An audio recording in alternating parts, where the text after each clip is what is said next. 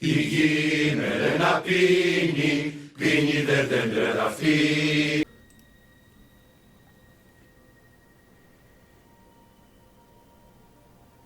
Grüß dich zurück bei Assassin's Creed Odyssey im Entdeckungstour-Modus. Ich zoome da jetzt einmal aus. Bevor wir loslegen, ich habe mir jetzt schon was ausgesucht, eine kleinere Tour. Ich muss das wieder mal kurz vor knapp aufnehmen, weil es sich nicht anders ausgeht. Ich bitte darum um Verzeihung. Das zweite ist, ich möchte mich einmal bei Gwyncoon und Adventure Exploring bedanken für die Aufmerksamkeit, die ihr diesem Projekt gewidmet habt. Ich persönlich finde dieses Projekt da derzeit am schönsten. Fallout kenne ich schon, Elder Scrolls Skyrim kennen wir auch schon, ich zum größten Teil zumindest. Wrestling ist uns allen bekannt, das sind halt jetzt gerade die Projekte, die ich gerade mache. Aber ich muss offen und ehrlich gesagt gestehen, trotz all der Mikrotransaktionen, Kontroverse, die es halt auch in Odyssey gegeben hat und all der anfänglichen Schwächen, hat sich dieses Spiel extremst entwickelt in diesem Jahr oder 1,5 Jahren, wo es jetzt am Markt ist. Das ist die Open World, die es zum Entdecken gibt. Ich weiß, Ronny, es ist ein abgelutschtes Thema, aber ich habe das ja schon mal gesagt, der größte Kritikpunkt, den ich an dem Spiel momentan habe, es sind nicht einmal die Mikrotransaktionen, weil du kommst in den Spiel ohne auch voran, was für mich schon verblüffend ist. Und das zweite ist, es ist viel Einfluss von The Witcher. Das ist das zweite, was mir, eigentlich der zweite größte Kritikpunkt. Aber es ist im Prinzip kein schlechtes Spiel, besonders mit dieser Open World, mit den Möglichkeiten, die du hast und so weiter und so fort. Jetzt sage ich euch noch was.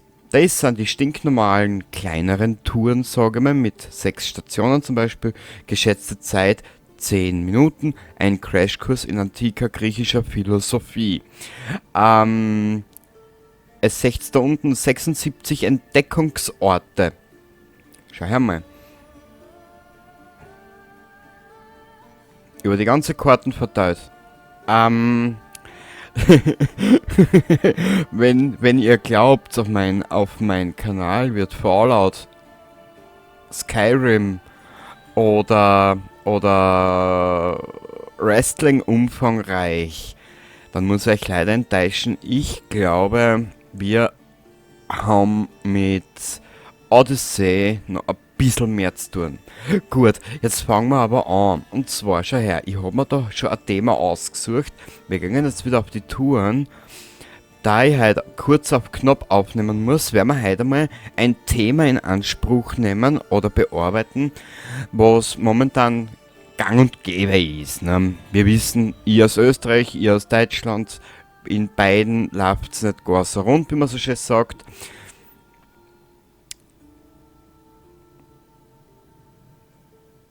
Sparta soziale Klassen. Details. Ah.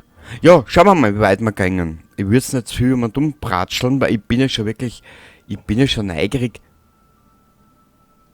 Warte mal, dein Charakter wird an diesen Standort bewegt. Probieren wir es einmal. Sicher. Ja. Was halt aber horrend ist durch die etwaige mittlerweile schon vorhandene Größe des Spiels, das ist die erste Ladezeit. Ihr werdet es jetzt selber miterleben. Man merkt die derzeitige, ich meine, ich habe eine gebrauchte Xbox One unbekannten Alters, gell. Keine Xbox super geil habe ich noch nicht und offen und ehrlich gesagt, man merkt, dass diese Konsolengeneration ist. Also die ist fertig mit der Welt, gell. Man, dabei ist die Ladezeit jetzt aber eh schnell. Beim ersten Mal einsteigen in diesen Modus ist sie die Hölle, fast eine Minute. Gell? Also man merkt, die Konsolengeneration ist am Darmverschluss hängen geblieben. Historischer Ort entdeckt. Mesoa. Mesoa war eines der 4 Dörfer, die im 8. Jahrhundert vor unserer Zeit zusammengelegt wurden, um Spartas Stadtstaat zu formen. Dieser unterstand der Herrschaft zweier Familien, welche die Könige stellten, den Eurypondiden und den Agiaden.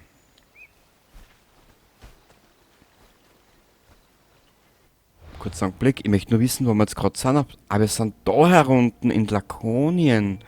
Okay. Zurück. Ja, ich hätte gesagt, Tour starten. Willkommen in Lakonien. Du willst etwas über die spartanische Gesellschaft erfahren? Ich werde dich nicht aufhalten. Wer bist du? Mein Name ist Leonidas. Ich war ein König von Sparta, halte mich aber deshalb nicht für einen vom Luxus verweichlichten Adligen. Zogen die Spartiaten in den Krieg, stand ich mit ihnen Schild an Schild. Mein Speer schmeckte dasselbe Blut wie die Speere meiner Männer. Was hältst du von diesem Ort? Sparta ist ein glorreicher Ort. Und du solltest dich geehrt fühlen, hier zu sein. Geehrt? Und vielleicht solltest du auch etwas verängstigt sein. Angst habe ich gar keine. Ich habe sogar einen American Staffordshire Terrier Biss überlebt. Ich würde gerne mit dem Rundgang beginnen. In Sparta gab es eine einzigartige Machtstruktur, vor allem verglichen mit dem Rest der griechischen Welt. Jeder hatte seinen Platz in dieser Ordnung. Und bald wirst du mehr darüber erfahren. Ich suche dich auf, sobald dein Besuch beendet ist. Bis dahin. Tour gestartet. Spartas soziale Klassen.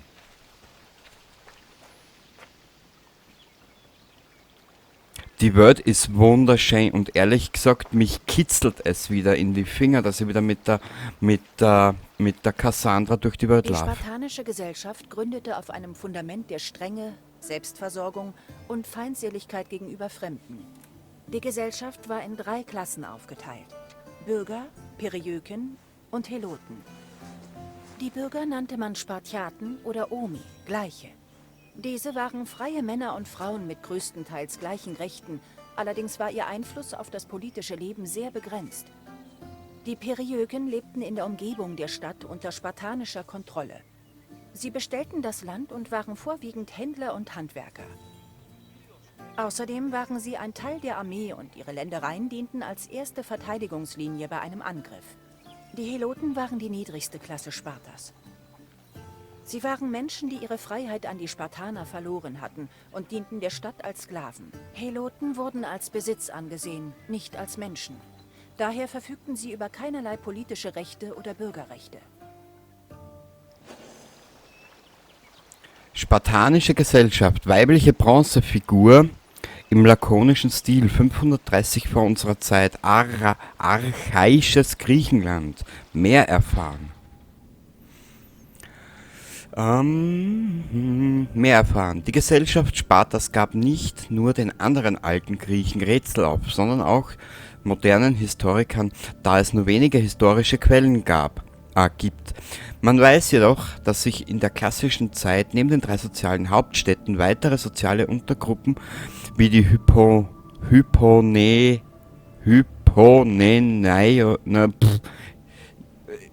Alter, diese Namen, die Brasideoi, die Motakes und die Neodamodeis ausbildeten.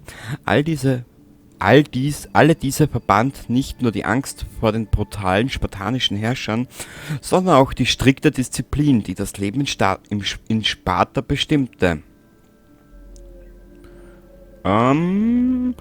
Bildbeschreibung: weibliche Bronzefigur im lakonischen Stil. Hübsch. Die spartanische Gesellschaft gründete auf einem Fundament der Strenge, Selbstversorgung und Feindseligkeit gegenüber Fremden. Die Gesellschaft war in 3 Klassen aufgeteilt: Bürger, Periöken und Heloten. Die Bürger nannte man Spartiaten oder Omi, Gleiche. Diese waren freie Männer und Frauen mit größtenteils gleichen Rechten. Das haben wir schon gehört. Gut, gehen wir zur nächsten Station. Also ich muss offen und ehrlich gesagt gestehen, und ich weiß nicht, ob ihr mir da zustimmen werdet. Trotz dessen, dass sie Ubisoft auch zu so ein EA-Maloch oder Arschloch entwickelt hat in vielen Hinsichten, muss man aber offen und ehrlich gesagt gestehen, haben sie da Bombenarbeit abgeliefert. Gell, Kleine? Sagst du auch, gell? EA, das größte Scheißhaus. Gut. Sie bildeten den größten Teil der Bevölkerung. Laut Polydeukes schwebten sie in einem Zustand zwischen Sklaverei und Freiheit. Die Heloten unterschieden sich in 2 Aspekten von anderen Sklaven. So durften sie etwa eine eigene Familie gründen. Außerdem gehörten sie der Stadt Sparta und nicht Privatleuten. Da Heloten als Gemeineigentum galten, konnten sie auch nicht als Ware verkauft werden. Meist arbeiteten sie in der Landwirtschaft, kämpften aber auch im Krieg an der Seite der Spartaner. Sie behielten einen Teil der Früchte ihrer Arbeit selbst und gaben den Rest an Sparta ab. So gelang es einigen Heloten, genug Geld zu verdienen, um sich ihre Freiheit zu erkaufen. Wenn ein Helot dem Staat besonders gut im Krieg gedient hatte, konnten ihm auch Bürgerrechte gewährt werden. Mehr erfahren. Heloten. Bist du deppert. Laut Herodotos betrug das Verhältnis von Spartiaten zu Periöken zu Heloten etwa 1:3:7. Moderne Historiker errechneten, dass in Sparta im 5. Jahrhundert vor unserer Zeit etwa 12.000 bis 15.000 spartanische Vollbürger, 40 bis 60.000 Periöken und 140 bis 200.000 Heloten lebten. Obwohl die Quellen sich in diesem Punkt oft widersprechen, berichten Schriftsteller wie Herodotos, Thukydides und Plutarch, dass das Verhältnis zwischen Heloten und Spartiaten ziemlich angespannt war, obwohl die Heloten die Spartiaten im Krieg unterstützen, führten sie auch häufig Angriffe gegen die Bürger Spartas aus. Aristoteles berichtet gar, dass die Heloten jederzeit bereit waren, einen Vorteil aus etwaigen Schwächen ihrer Meister zu ziehen. Gleichzeitig zeigten sich die Spartiaten den Heloten gegenüber äußerst grausam. Besonders deutlich wird dies anhand eines Vorfalls, der sich etwa ein Jahr nach der Schlacht von Sphakteria im Jahr 424 vor unserer Zeit ereignet haben soll. Laut Thukydides verschwanden etwa 2000 Heloten spurlos. Angeblich wurden sie heimlich von Spartiaten ermordet. Bildbeschreibung: Terrakotta-Figur eines Bauern, der einen Pilos trägt und einen Korb hält. Herrlich. Schließen. Da oben ist die nächste Tour, schau.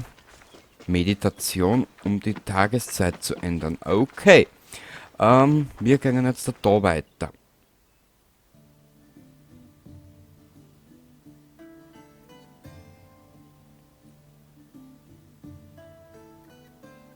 Die Gründung Spartas wird in etwa auf das 9. Jahrhundert vor unserer Zeitrechnung datiert.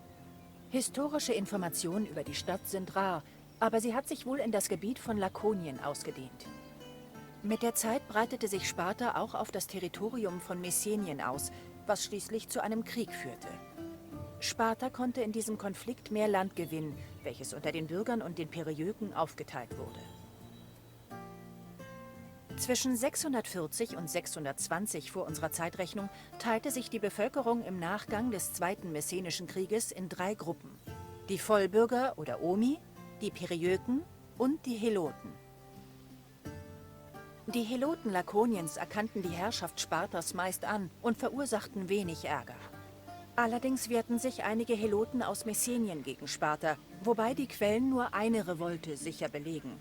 Diese fand im Jahr 464 vor unserer Zeitrechnung in Messenien statt. Frauen aus Sparta verteidigen sich gegen Messenier. Ölgemälde von Jean-François Le Barbier, Lane, 1738 bis 1826, 18. Jahrhundert in unserer Zeitrechnung also. Mehr erfahren bitte. Ja, bist du deppert? Angst und Revolten. Spartaner nahmen die Heloten auf ihre Feldzüge mit, um die eigenen Reihen zu stärken, aber auch um während ihrer Abwesenheit etwaige Sklavenaufstände in Sparta zu verhindern. Letzteres funktionierte allerdings nicht immer. Im Jahr 464 vor unserer Zeit wurde Lakonien von einem Erdbeben heimgesucht, bei dem etwa 20.000 Spartaner ihr Leben verloren. Die Heloten nutzten das entstandene Chaos und revoltierten. Der Aufstand war so erfolgreich, dass sich Sparta 2 Jahre später gezwungen sah, seine peloponnesischen Verbündeten sogar Athen um militärische Unterstützung zu bitten. Der Athener Feldherr Kimon konnte 4.000 Hopliten zusammenziehen, die den Spartanern zu Hilfe eilten. Die Spartaner schlugen das Angebot jedoch aus, da man fürchtete, die Hopliten würden sich auf die Seite der Heloten schlagen und um die Macht Spartas auf der Peloponnes zu brechen. Schließlich konnte Sparta den Aufstand niederschlagen, jedoch hatte dieser ernste Konsequenzen für die Außenpolitik und die diplomatischen Beziehungen der Stadt und gilt deshalb als eine der größten sozialen Unruhen im klassischen Sparta. Die Bildbeschreibung haben wir eh schon gelesen. Schaut aber gut aus. Ich möchte wissen, zu der Zeit, mich hat das wirklich interessieren, zu der Zeit, so zwischen 17. und 18. Jahrhundert, so aus der Zeit, wo das Ölgemälde daherkommt, wie viel Aufwand das eigentlich zur damaligen Zeit war, dieses Gemälde zu malen, gell? Ich hoffe halt nur, dass man YouTube keinen Strich durch die Rechnung macht. Ihr wisst ja warum. Gut, dann mal einfach weiter. Ich finde den Modus aber sowas von genial gemacht. Gefällt mir wirklich.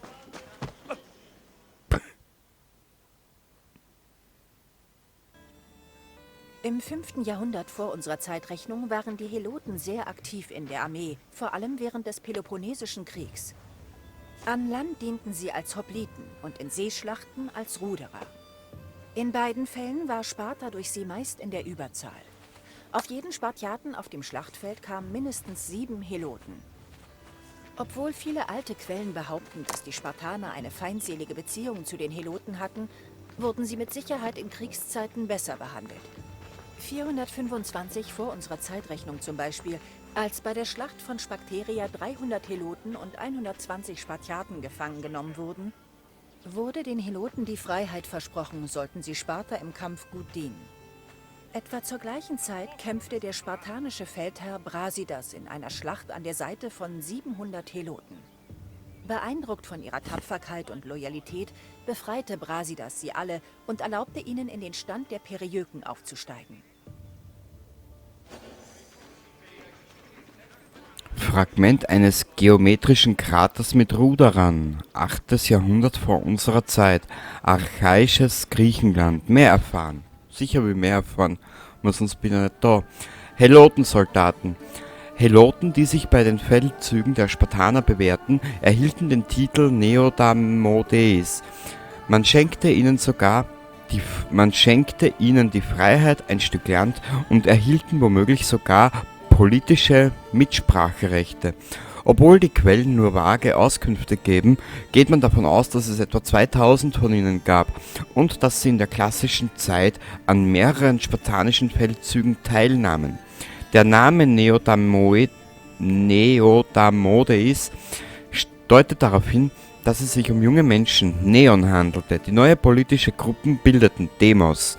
Die Etablierung der Neodamodeis als neue soziale Gruppe war wahrscheinlich der Versuch Spartas, der sich wandelnden sozialen Realität der zweiten Hälfte des 4. Jahrhunderts vor unserer Zeit gerecht zu werden. Fragment eines geometrischen Kraters mit Ruderern, das haben wir aber jetzt eh schon gehabt. Kurzen Anblick, bitte.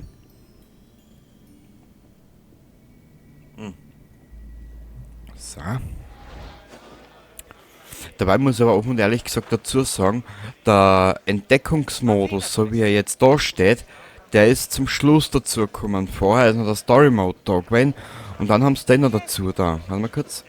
Gleich das letzte. Die Periöken waren eine andere spartanische Bevölkerungsgruppe.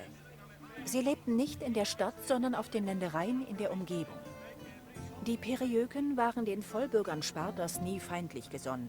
Tatsächlich gab es sogar einen gemeinsamen Namen, die Lakedämonia. Die Städte der Periöken besaßen Autonomie und eigene Heiligtümer, aber sie waren auch immer an Sparta gebunden. Sie durften eigene lokale Gesetze erlassen und ihre Wirtschaft entwickeln, aber nie einen Wohlstand erlangen, der dem von Sparta glich.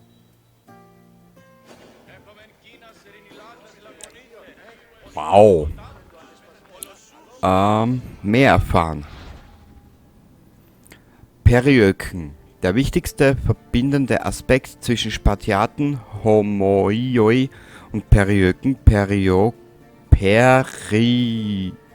Oikoi, Trottel, Alter, war der Militärdienst. Die Periöken spielten eine wichtige Rolle in der Armee. Häufig verstärkten sie die Reihen der Spartiaten als Hopliten. Spartiaten und Periöken kämpften vermutlich in Heeresdivisionen namens Lochoi, Seite an Seite. Der Bericht des Thukydides über den Pylos-Feldzug im Jahr 425 vor unserer Zeit erwähnt zum Beispiel, dass von den 300 Hopliten, die von den Athenern gefangen genommen wurden, nur 120 Spartiaten waren.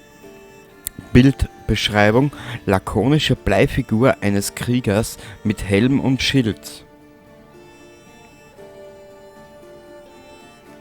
Also die haben ja schon weit vor unserer Zeitrechnung einen Mordsaufwand betrieben.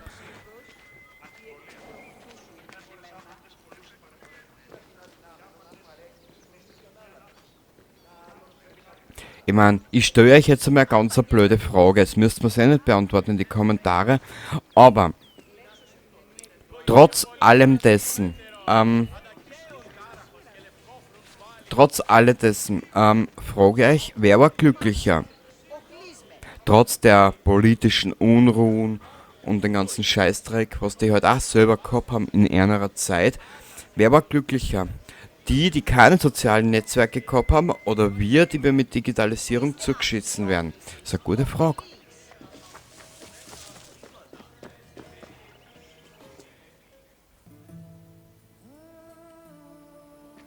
Wie ich sehe, bist du fertig. Ich hoffe, dass du die spartanische Gesellschaft nun besser würdigen kannst. Nichts, was wir tun, geschieht ohne Grund. Und jeder Mann, jede Frau und jedes Kind erfüllt eine Rolle. Was möchtest du tun?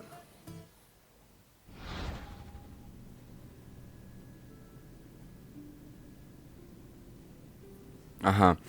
Am Ende jeder Tour kannst du ein unbeschwertes Quiz in Angriff nehmen. Dein Gastgeber erzählt dir mehr zu jeder Antwort und ob du nun richtig lagst oder nicht.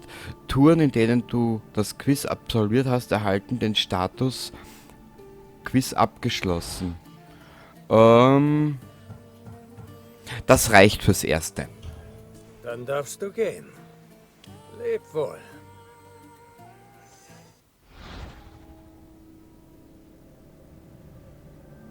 Erkunde die Welt. Drücke Bibapo, um zu sehen, welche anderen Touren noch in der Spielwelt verfügbar sind. Schließe Touren und Entdeckungsorte ab, um neue Charaktere und Reittiere freizuschalten. Belohnung freigeschossen, okay. Also ich muss da offen und ehrlich gesagt gestehen, wow.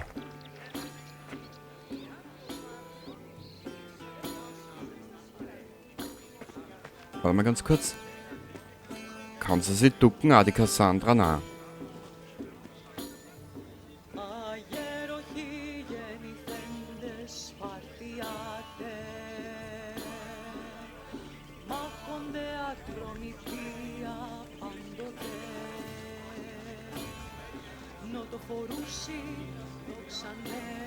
Φαντασία πλέον.